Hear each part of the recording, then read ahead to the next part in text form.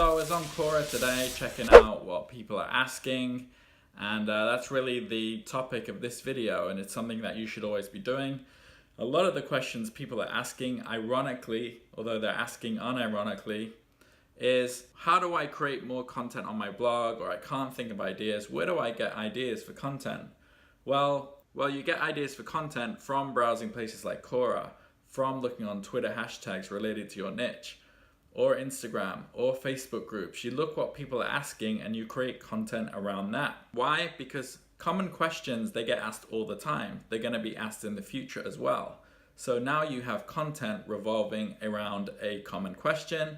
Next time someone asks it, you can then throw them back to your content, back to your website. This is what giving value is. They're going to say, oh, what? You've already got a big article about how I can solve this problem? Cool, let me go check it out. And then you can capture that visitor, you can put them through your funnel or whatever.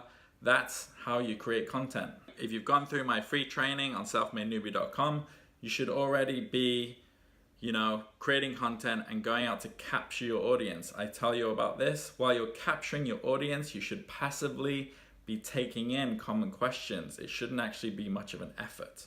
Yeah. The other way I recommend to create content is to just, as Gary Vee says, document your life, document what you are doing. Remember that people who follow you, they follow you, one, because they like what you're talking about, but two, they just like you.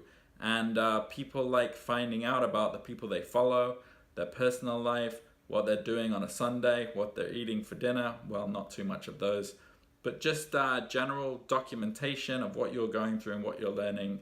That's pretty much what I do. And, that's like a billion ideas for content right there.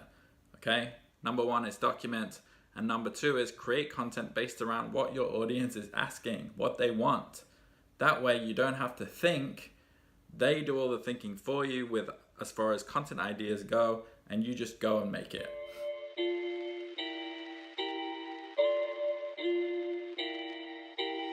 It's getting serious on this track.